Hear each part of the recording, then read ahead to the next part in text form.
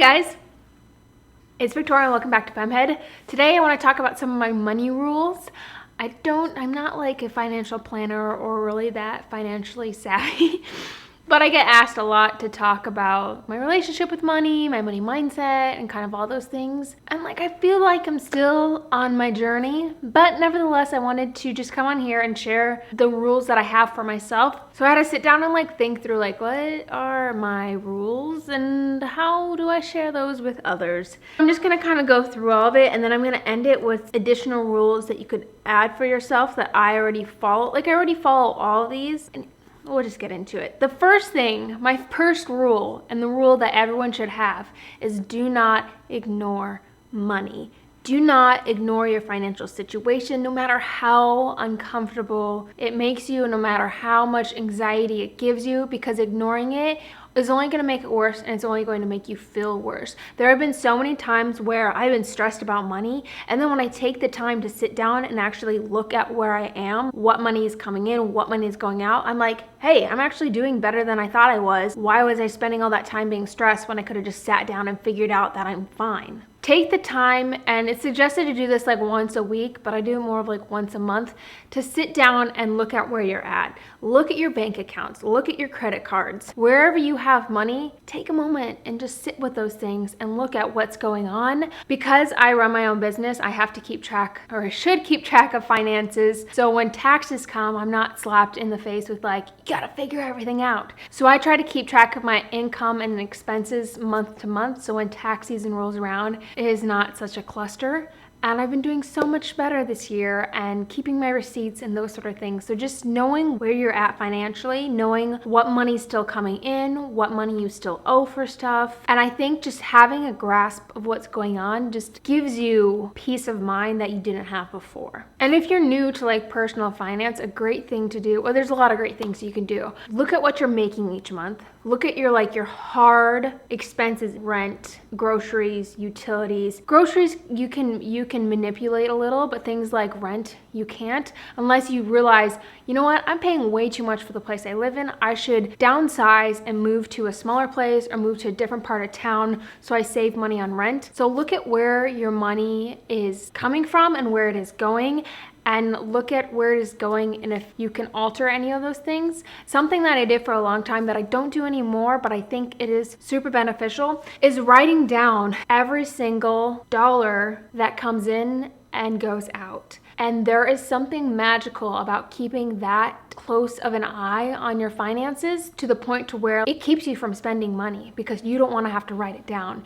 You don't want to have to say, oh, I spent, $3.47 on chips and pop at the gas station. And so it makes you think through your purchases. And so if you're new to personal finance, I highly recommend keeping track of every single cent that comes in and comes out. The second rule I have for myself is I keep a want list. I've talked about this a lot before, and I'll link any blog posts or videos where I've talked about it down below. But essentially, when I get the urge of, ooh, I want that, instead of buying it right away, I will put it on this document on my computer called my want list, and it sits there, and it sits there, and it sits there. This gives me time to actually think about it. Is this something I actually want, or is it kind of a spur of the moment thing? Is it actually something I need? It gives me time to do the research on finding a company or a store that I want to support and buy this product from. Find a sustainable place to buy it from, and to find the exact perfect one that I'm looking for. One example of this are my Doc Martens. I wanted my Doc Martens for years, but for a long time I couldn't justify the expense. It just didn't feel right to me spending that amount of money. I didn't know if those were the exact pair of boots I wanted, or if I wanted a similar style, a different sort of vegan combat boot. I wanted to get vegan boots. After years of thought and consideration, I came to the conclusion of, yes, these are the exact pair of boots I want, and I'm going to buy them for myself.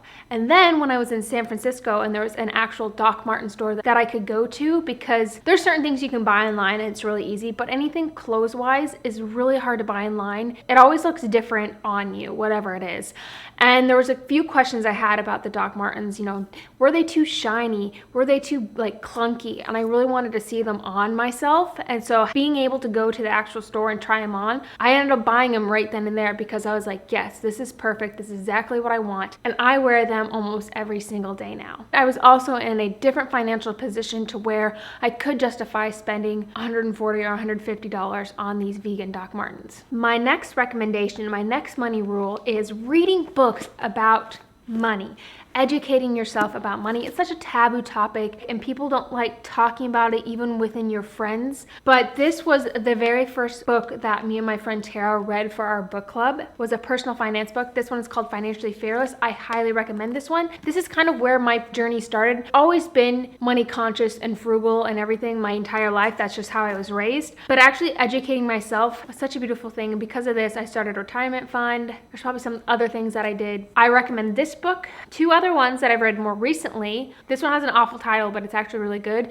Get Rich Lucky Bitch and You Are a Badass at Making Money is what I just read very recently. But those are just really good books, and those are books that not only educate you, but my next point is to continuously be working on your money mindset. And this one sounds a little like woo-woo, maybe too much for some people, but there's a lot of preconceived notions that we have about money and our relationship to money and whether money is a good or bad thing. And those influence our decisions, what we're open to, and a whole host of things. It is amazing what starts to happen when you change your money mindset. And people hate hearing that, but it kind of just goes along with educating yourself. And all of these books force you to dig into your past, your previous relationship with money, and figure out why you view money in certain ways, why you have these thoughts or ideas about money, and it kind of helps you heal your relationship. And I think that is such a beneficial, important, beautiful thing that you should do. My next rule is to find a balance between treating myself and spending money. There are a lot of areas in life where I save my money